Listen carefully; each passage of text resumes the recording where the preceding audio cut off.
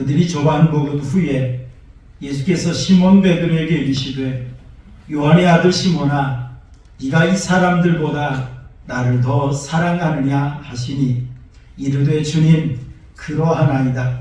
내가 주님을 사랑하는 줄 주님께서 아시나이다.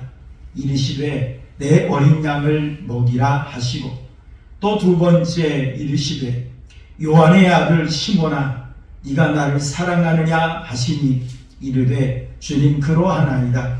내가 주님을 사랑하는 줄 주님께서 아시나이다. 이르시되 내 양을 치라 하시고 세 번째 이르시되 요한의 아들 시몬아 네가 나를 사랑하느냐 하시니 주께서 세 번째 네가 나를 사랑하느냐 하심으로 베드로가 근심하여 이르되 주님 모든 것을 아시오매 내가 주님을 사랑하는 줄을 주님께서 아시나이다. 예수께서 이르시되 내 양을 먹이라. 아멘. 우리 옆에 사람을 인사하시겠습니다. 반갑습니다. 주님을 사랑합니다. 인사하시겠습니다. 사람은 믿었던 사람에게 배신을 당하면 그 배신감이 상당히 우리 마음에 고통을 안겨다 주는 것 같습니다. 그래서 어찌 보면 배신당하기 전에 서로 좋은 관계였어요.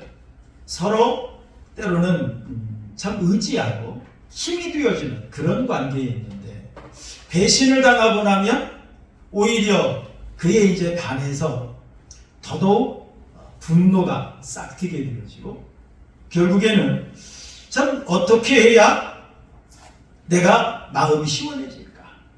그러면서 나중에는 복수를 생각하게 되어지죠. 내가 어떻게 해야 내 마음이 후련할까? 그러면서 복수하기를 원합니다. 자, 우리나라에 보면 옛날에 대역죄인들에게 상당한 아주 큰 형벌을 가했던 걸 볼 수가 있어요. 그래서 왕을 배신하면 능지처참을 했다고 합니다. 능지처참이라고 하는 말은 죄인의 머리, 몸, 팔, 다리 이것들을 다 토막을 쳐서 죽이는 것. 이게 바로 능지처참이에요. 그 사람은 그냥 죽여서는 시원치 않아요. 그러다 보니까 목을 베고 팔, 다리를 자르고 이래서 죽이는 거. 이게 바로 능지처참입니다. 그런데 어떤 경우는 또 이것 가지고도 만족을 못합니다. 그래서 많은 사람들이 보는 가운데 묶어놓습니다. 그리고 한 번에 목을 치지 않아요. 조금씩 살찜을 띄어냅니다. 한 번에 죽이면 과다출혈이 일어나니까 금방 죽잖아요. 그렇게 죽이면 속이 시원하지 않아요. 그래서 조금씩 살을 베어내면서 고통을 가함으로 죽이는 그런 형벌도 있습니다. 또 어떻습니까?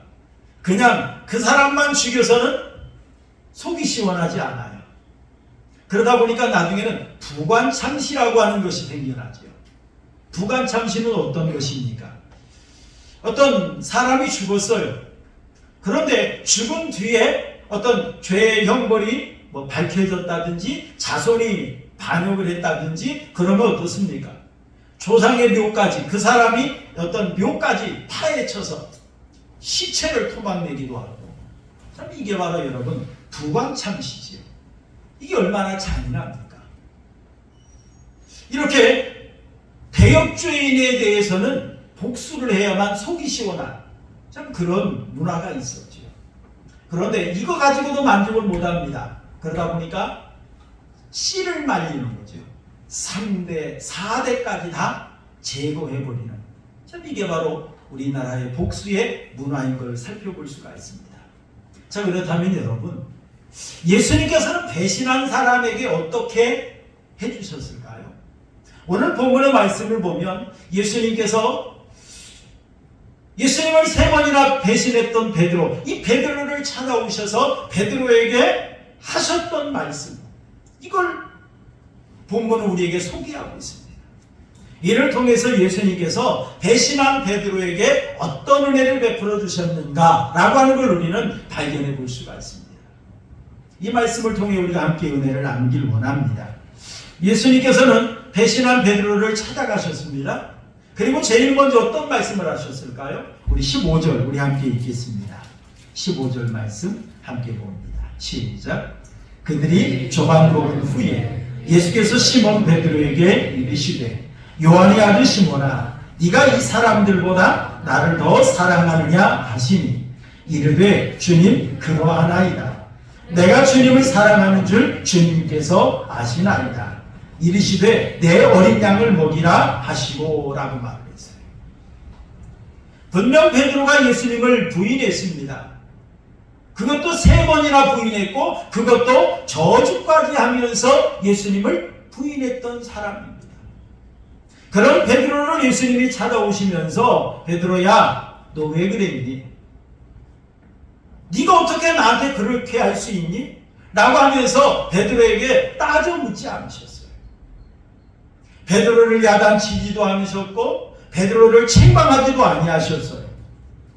그리고 베드로에게 제일 먼저 하신 말씀이 바로 네가 이 사람들보다 나를 더 사랑하느냐? 라고 물으셨습니다.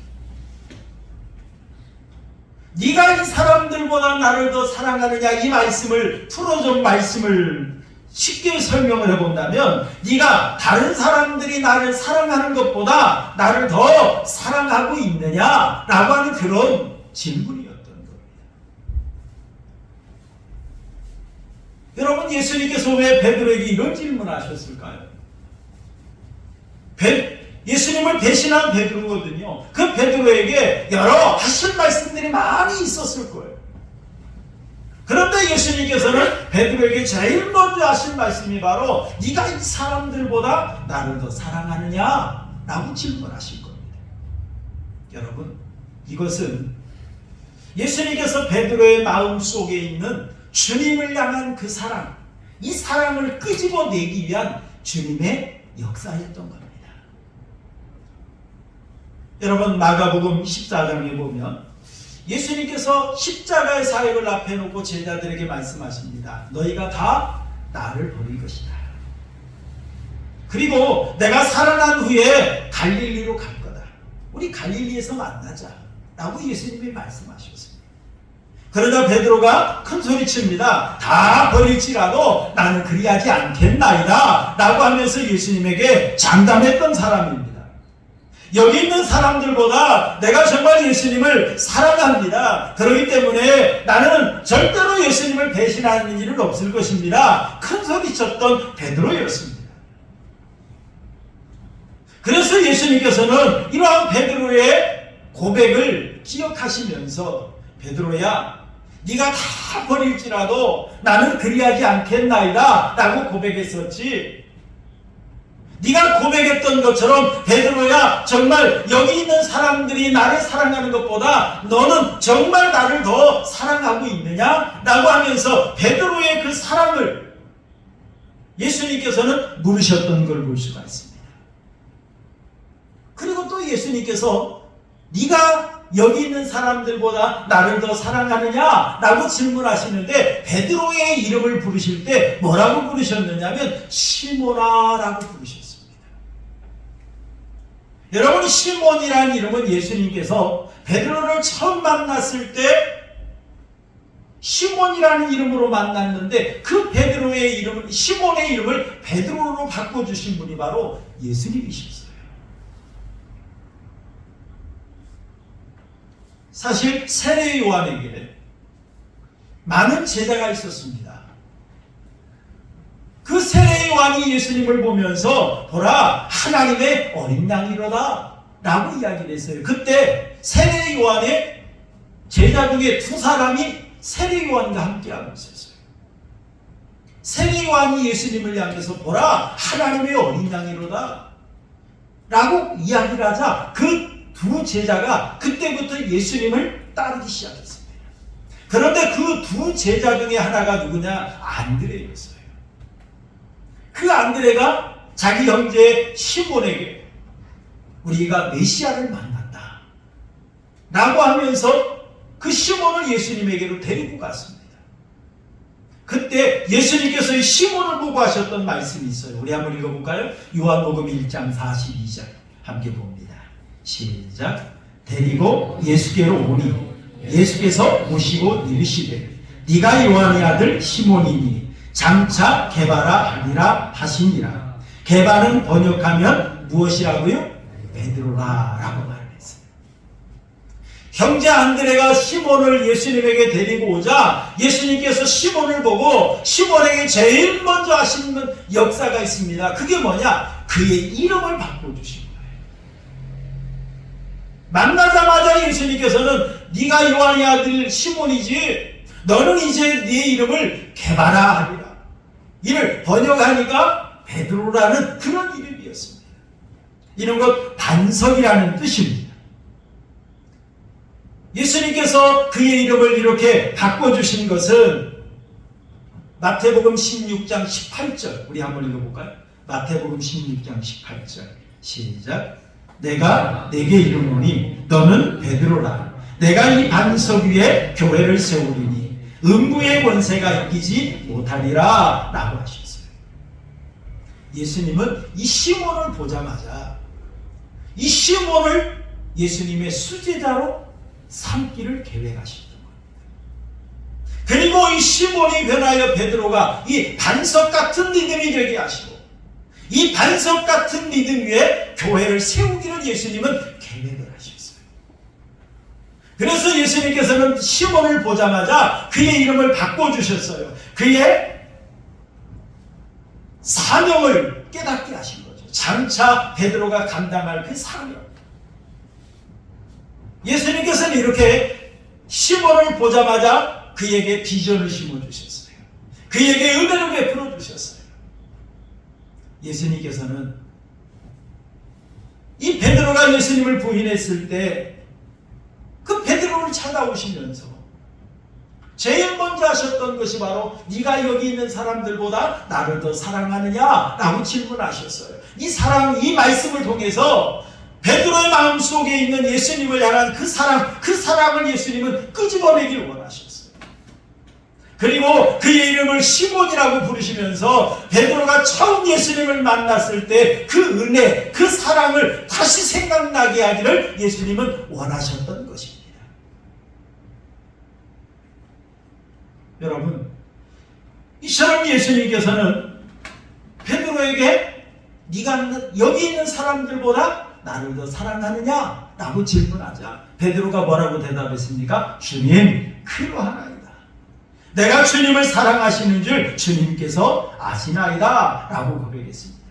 여기서 여러분 아시나이다 라고 말을 했는데 이 말은 헬라어로 제가 찾아보니까 에이도라는 말이 있어요. 자, 이 말은 어떤 뜻이냐면 알기는 아는데 경험해서 안다 그런 말이에요.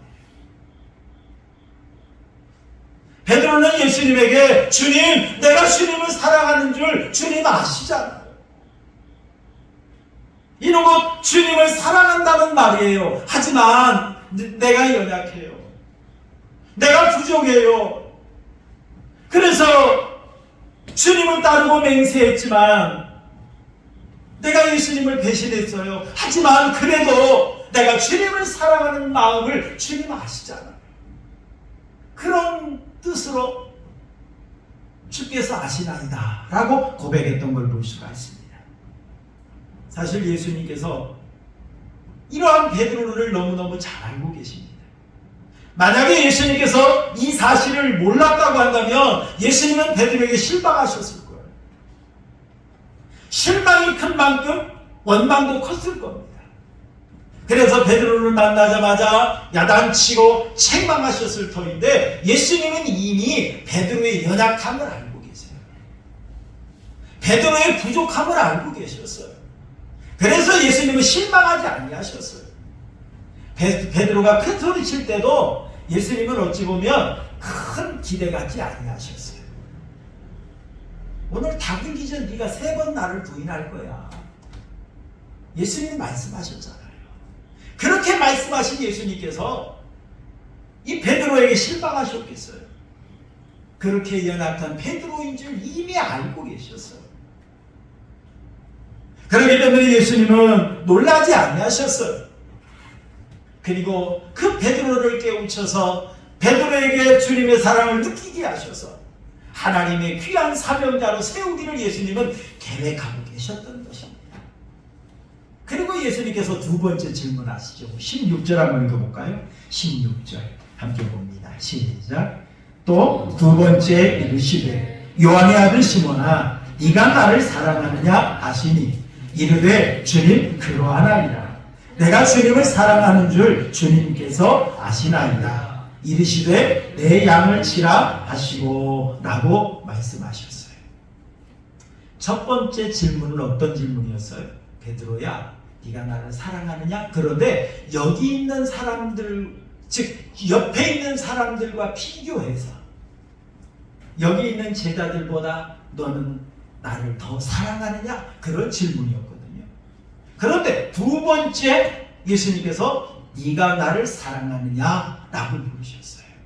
자, 이 말씀의 의미는 베드로야 네가 정말로 나를 사랑하느냐? 그런 말씀이에요. 다른 사람보다 조금 더 사랑하는 그 사랑 정도 말고 네가 정말 나 사랑해? 그렇게 예수님이 질문하신 거예요. 그러자 베드로가 주님 그러하나이다 라고 고백했습니다. 그리고 내가 주님을 사랑하시는 줄 주님께서 아시나이다. 이렇게 고백했습니다. 이 말씀의 의미는 예수님을 부인함으로 믿음을 지키는 데 실패했지만 내가 여전히 예수님 사랑하는 거 주님 아시잖아요. 내가 연약해서 부인해버리고 말았지만 그래도 내가 주님을 사랑한다는 이 사실을 주님 아시잖아요. 그런 의미로서 예수님에게 사랑을 고백했어요. 그러자 예수님이 또다시 질문하십니다. 우리 17절 한번 읽어볼까요? 17절 함께 봅니다. 시작. 세 번째 이르시되 요한의 아들 시몬아 네가 나를 사랑하느냐 하시니 주께서 세 번째 네가 나를 사랑하느냐 하심으로 베드로가 근심하여 이르되 주님 모든 것을 아시오매 내가 주님을 사랑하는 줄을 주님께서 아시나이다. 예수께서 이르시되 내 양을 먹이라 라고 말씀하셨어요. 예수님께서 다시 한번 질문하십니다. 네가 나를 사랑하느냐? 자, 이 말은 어떤 의미입니까? 네가 정말 나를 사랑하느냐? 질문하신 예수님께서 다시 물으신 거예요. 너 그거 진짜야? 너 진심이야? 정말 믿을 수 있니? 그런 의미로서 예수님께서 베드로에게 네가 나를 사랑하느냐? 다시 한번 물으셨던 거예요. 그러자 베드로가 어떻게 했습니까? 근심하여 이르되 근심했다. 여러분 근심했다 이 말은 슬퍼했다, 고통했다, 괴로워했다 그런 말. 베드로가 괴로웠어. 왜요? 주님을 사랑하기는 하는데 내가 연약해요. 내가 부족해요. 부인해버리고 말았잖아요. 실패해버리고 말았잖아요. 세 번씩이나 예수님을 부인하고 저주까지 했잖아요. 그러다 보니까 내가 예수님을 사랑하기는 하는데 참담할 수가 없어요.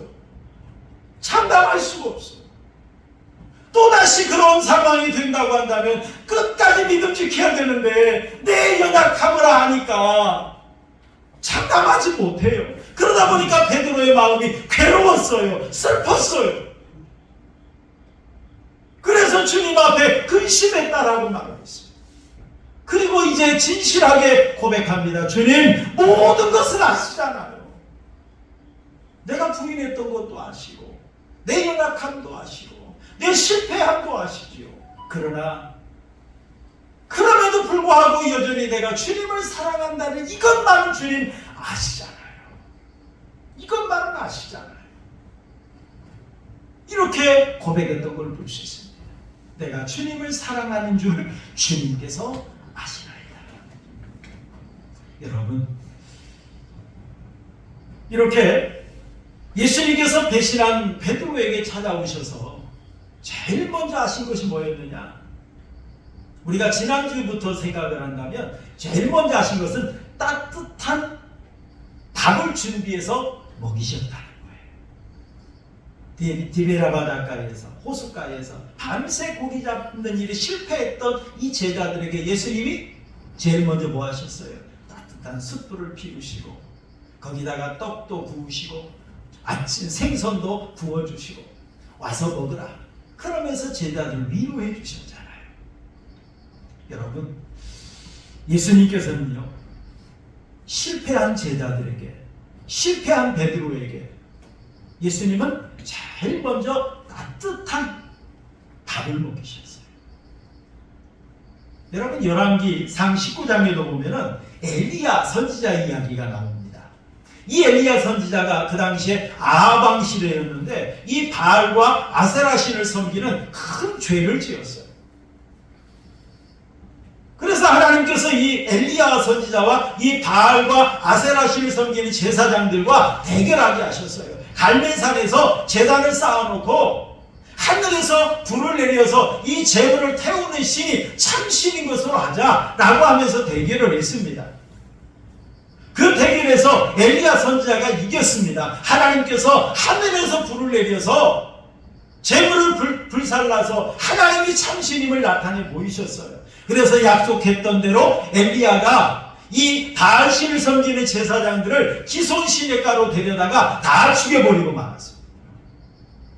그때 아합 왕의 아내였던 이세벨이 이 엘리야 선지자를 협박을 합니다.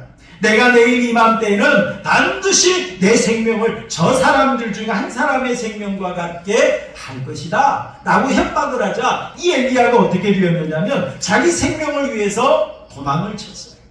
그것이 무서웠던 겁니다.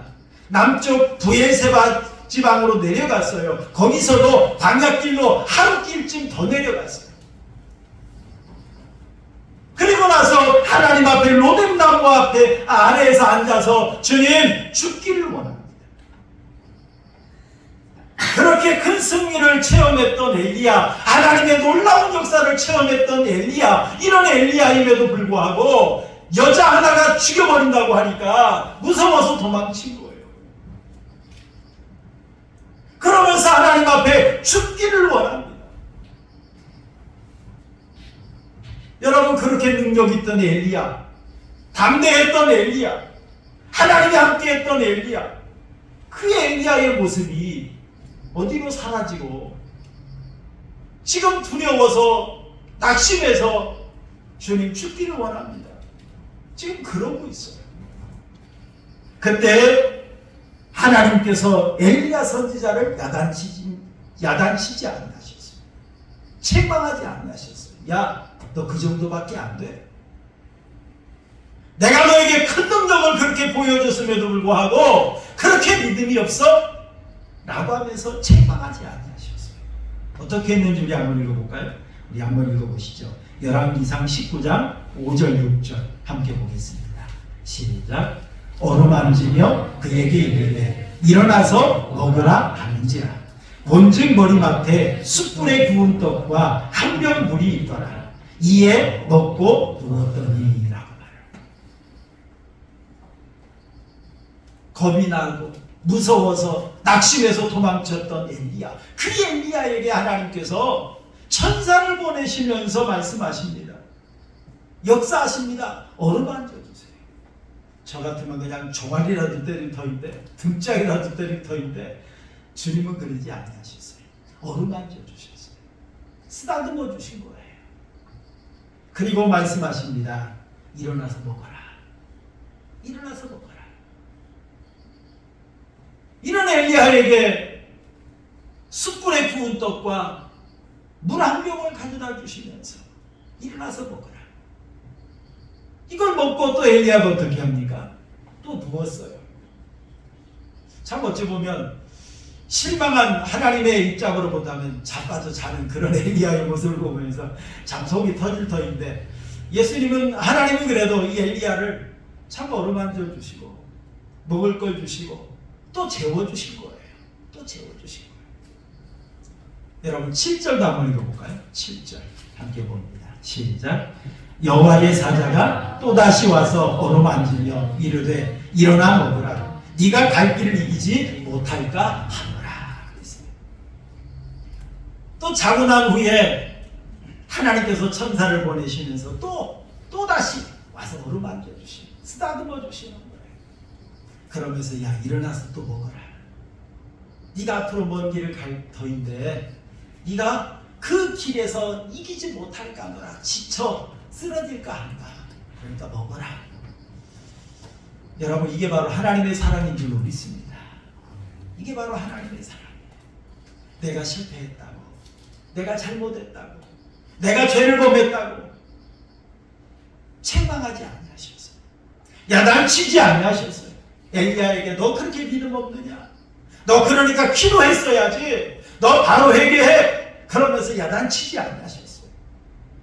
어루만져 주시고 먹을거리를 제공해 주시고 또 푹 잘 수 있도록 채워주시고. 여러분 이랬던 하나님이 베드로에게도 예수님께서 제일 먼저 하신 것이 바로 따뜻한 밥을 해서 먹이셨다는 거예요. 사랑하는 마음으로. 여러분 얼마나 이 귀한 은혜입니까?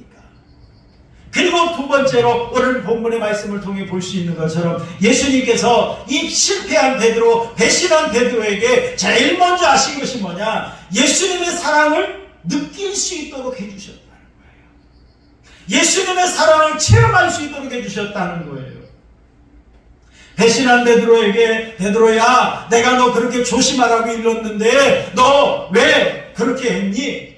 라고 예수님이 책망하지 않으셨어요. 베드로야 솔직히 너 남자지, 네가 남자인데 총칼 앞에서도 아니고 그래 그 한낱 연약한 계집종 앞에서 나를 부인할 수 있니? 그러면서 예수님은 야단치지도 아니하셨어요. 시몬아 네가 죽을지언정 나를 따르겠다고 큰 소리 쳤는데 그 꼴이 뭐냐? 그러면서 예수님은 조롱하거나 비아냥거리지도 않으셨어요. 시몬아 나와 함께 깨어있어 기도하자고 그렇게 했는데 기도하지 않고 펑펑 쿨쿨 잠만 자더니 꼴 좋다. 그렇게 말씀하시도 아니하셨어요. 예수님은 상실감에 빠져있는 베드로, 죄의 후유증으로 시달리고 있는 이 베드로, 이 베드로의 마음을 아시고 베드로에게 그 마음속 깊이 숨겨져 있는 그 자그만 예수님을 향한 사랑, 이 사랑을 끄집어내기 위해서 네가 나를 사랑하느냐? 라고 예수님께서 질문하셨던 겁니다. 그만큼 예수님께서는 이 베드로를 사랑하셨던 거예요. 실패했지만, 배신했지만 그 베드로의 마음 속에 있는 그 예수님을 향한 이 사랑, 이걸 예수님이 끄집어내기를 원하셨어요. 사실은 베드로가 예수님을 왜 부인했습니까? 예수님보다 자기를 더 사랑하기 때문이에요. 그렇기 때문에 예수님을 부인한 거예요. 하지만 여전히 예수님을 향한 그 자그마한 사랑은 남아있어요. 그걸 알기 때문에 예수님은 네가 나를 사랑하느냐라고 질문하셨던 것입니다. 여러분 세계적인 우리 지휘자 정명훈이라는 사람이 있습니다. 원래 이분의 전공은 피아노예요. 이분이 아주 멋진 말을 했습니다. 어떤 말을 했느냐면 피아노 실력의 80%는 연습으로 된다. 그러나 100%가 되기 위해서는 피아노를 사랑해야 된다라고 말을 했어요. 노력으로 이룰 수 있는 부분이 어느 정도까지는 있어요. 하지만 그 노력의 부분을 뛰어넘을 수 있는 것이 뭐냐? 사랑이라는 거예요. 사랑해야 된다는 거예요. 사랑하면 어떤 어려움도 극복할 수 있습니다. 사랑하면 어떤 것도 이겨낼 수 있습니다. 여러분 야곱은 라헬을 사랑했습니다. 그래서 여러분 야곱은 라헬을 얻기 위해서 어떤 어려움도 이겨낼 수가 있었어요. 기쁨으로 극복할 수 있었어요. 우리 창세기 29장 20절 우리 한번 볼까요? 창세기 29장 20절 함께 보겠습니다. 시작. 야곱이 라헬을 위하여 7년 동안 라반을 섬겼으나 그를 사랑하는 까닭에 7년을 어떻게 여겼다고요? 며칠같이 여겼다. 여러분 남자들 군대 3년 갔다 오라고 해도 싫어요. 다시 가라고 하면 싫습니다. 그래서 종종 남자들의 조사를 해보면 자다가 군대 다시 가는 꿈을 꾼 사람도 많다고 합니다. 그만큼 싫은 거예요. 3년도 너무너무 길어요. 요즘에는 뭐 1년 6개월인데 그것도 길다고 느껴질 수밖에 없을 거예요. 근데 여러분 7년을 일을 했는데 어떻게 여겼다고요? 며칠같이. 왜요? 나를 사랑하니까. 사랑하는 여인을 위해서라면 그 어려움쯤은 아무것도 아니라는 거예요. 7년이 그렇게 며칠같이 여겨질 수밖에 없을 정도로 사랑하면 그 어려움도 이겨낼 수 있다 이 말입니다. 여러분 바울 사도도 복음을 전하기 위해서 얼마나 고난을 당했습니까? 험난한 세월을 보냈지요. 그런데 바울 사도는 이렇게 고백합니다. 우리 한번 읽어보시죠. 고린도후서 5장 14절 함께 보겠습니다. 시작. 그리스도의 사랑이 우리를 강권하시는도다. 우리가 생각하건대 한 사람이 모든 사람을 대신하여 죽었은즉 모든 사람이 죽은 것이라 라고 말을 합니다. 예수님의 십자가의 은혜를 생각하면, 그 예수님의 십자가의 사랑을 생각하면 그 어떤 것도 다 이겨낼 수 있다는 거예요. 주님의 사랑이 우리를 강권한다는 거예요. 주님의 사랑을 생각하면 내가 당하는 고난쯤이야 이건 아무것도 아니라는 거예요. 주님이 당하신 멸시와 조롱과 천대를 생각하면 내 자존심 하나 좀 상하는 것쯤이야 아무것도 아니라는 거예요. 주님을 사랑하니까 그 모든 것도 이겨낼 수 있었노라고 바울은 고백했던 걸 볼 수가 있습니다.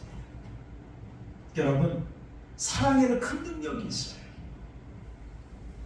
여러분, 예수님께서는 그렇기 때문에 이 베드로에게 제일 먼저 다가오셔서 하셨던 것이 뭐냐? 주님의 사랑을 느끼게 하는 거예요. 주님을 사랑하기만 하면 그 어떤 것도 이겨낼 수 있기 때문에 예수님께서는 베드로에게 그 사랑을 느끼게 하신 거예요. 예수님께서는 베드로의 실패의 원인을 어떤 능력 부족에서 보지 아니하셨어요. 의지가 부족하다, 용기가 부족하다, 결단이 부족하다, 유약하다, 어떤 그런 것에서 보지 않으셨던 것 같아요. 예수님께서는 베드로의 실패의 원인은 사랑이 부족하기 때문이다 라고 예수님은 보셨던 것 같습니다. 그리고 또 사랑만 있으면 그 어떤 것도 다 이겨낼 수 있기 때문에 예수님께서는 베드로에게 제일 먼저 오셔서 사랑을 느끼게 하시고, 사랑을 느끼게 하시고. 여러분, 오늘날 우리도 베드로와 같이 실패하잖아요. 오늘날 우리도 베드로와 같이 범죄하잖아요. 때로는 세상 좋은 것들 앞에서 내가 예수님 부인해버릴 때가 얼마나 많아요. 예수님보다 더 사랑하는 것들이 얼마나 많아요. 그것 얻기 위해서 주님 등지고 떠날 때가 얼마나 많아요. 그럼에도 불구하고 예수님은 나를 버리지 아니하신다는 거예요. 그럼에도 불구하고 베드로를 찾아가셨던 것처럼 나를 찾아오시는 분이라는 겁니다. 베드로에게 사랑을 느끼게 하시고 베드로를 돌이키게 하셨던 것처럼 예수님은 오늘 또 우리에게 이 놀라운 은혜를 베풀어 주신다는 사실을 여러분 믿으시길 바랍니다. 우리 말씀을 몇 절 읽고 말씀을 마칠까 합니다. 우리 로마서 5장 8절 한번 읽어보시죠. 로마서 5장 8절 시작. 우리가 아직 죄인이었을 때에 그리스도께서 우리를 위하여 죽으심으로 하나님께서 우리에 대한 자기의 사랑을 확증하셨느니라. 만약에 예수님께서 내가 의로울 때 나를 사랑했다고 한다면 나에게 실망하셨을 거예요. 그리고 나를 떠나셨을지도 몰라요. 그런데 예수님이 나를 처음 사랑할 때가 언제였느냐? 내가 죄인 되었을 때예요. 내가 이미 죄인인 줄 아세요. 내가 얼마나 더러운 사람인지 아세요. 내가 얼마나 연약한 사람인지 아세요. 내가 얼마나 부족하고 무능한 사람인지 아세요. 그렇기 때문에 예수님이 실망하여 떠나지 아니하십니다. 그래, 너 그 정도 사람인 줄 알아. 그러니까 너에게는 내가 필요한 거야. 그래서 내가 널 찾아간 거야. 예수님이 이렇게 말씀하시고 계십니다. 우리 이사야서 49장 15절 함께 봅시다. 이사야서 49장 15절 시작. 여인이 어찌 그 젖 먹는 자식을 잊겠으며 자기 태에서 난 아들을 긍휼히 여기지 않겠느냐. 그들은 혹시 잊을지라도 나는 너를 어찌할 것이라고요? 잊지 않을 것이라. 어찌 어머니가 그 젖먹이 아이를 잊을 수 있겠어요? 절대 못 잊지요. 그런 것처럼 예수님은 우리를 잊지 아니하신대요. 설령 인간은 연약해서 자식을 잊을 수 있지만 하나님은 우리 예수님은 그렇지 않다는 거예요. 야, 어머니 우리를 사랑하시고 기억하신다는 말씀입니다. 신명기 31장 6절 함께 봅시다. 신명기 31장 6절 시작. 너희는 강하고 담대하라. 두려워하지 말라. 그들 앞에서 떨지 말라. 이는 내 하나님 여호와 그가 너와 함께 가시며 결코 너를 떠나지 않으시며 버리지 아니하실 것이니라. 라고 말합니다. 하나님은 이제 장차 요단강을 건너서 가나안 땅을 차지할 이스라엘 백성들에게, 많은 전쟁을 앞에 놓고 있는 이스라엘 백성들에게 말씀합니다. 강하고 담대하라는 거예요. 두려워하지 말라는 거예요. 떨지 말라는 거예요. 왜냐? 하나님이 함께 가시겠고 하나님은 절대 너를 버리지 아니할 것이다. 떠나지 아니할 것이다. 그러면서 이 하나님께서는 이스라엘 백성들에게 용기를 심어주십니다. 너희는 연약하여 쓰러지고 너희는 연약하여 패배할 수는 있을지는 몰라도 내가 함께할 거야. 내가 너희를 지킬 거야. 내가 너희를 보호할 거야. 그러니까 염려하지 마. 그러시면서 용기를 심어주신 분이 바로 우리가 믿는 하나님인 줄 여러분 믿으시길 바랍니다. 사랑하는 성도 여러분, 우리는 연약해요. 사실 우리 의심 많은 도마, 또 배신한 베드로, 사실 그게 누구냐면 나예요. 그게 나예요. 우리가 그만큼 연약해요. 그럼에도 불구하고 우리 하나님은, 우리 예수님은 어떻습니까? 나를 변함없이 사랑하고 계신 줄 믿으시길 바랍니다. 그럼에도 불구하고 내가 실패했을지라도 영원히 우리를 사랑해 주십니다. 끝까지 나와 동행해 주십니다. 여러분, 이런 하나님의 은혜를 기억하시고 따뜻한 아침밥을 먼저 준비해 주시고 먹여주신 예수님, 사랑을 느끼게 하신 예수님, 그 예수님이 언제나 내 곁에 함께 있음을 여러분 믿으시고 그 은혜를 여러분 누리시면서 언제나 하나님과 동행하는, 더 한 걸음 한 걸음 주님 앞에 가까이 다가갈 수 있는 우리 성도님들의 믿음이 되시기를 주님의 이름으로 축원합니다. 우리 말씀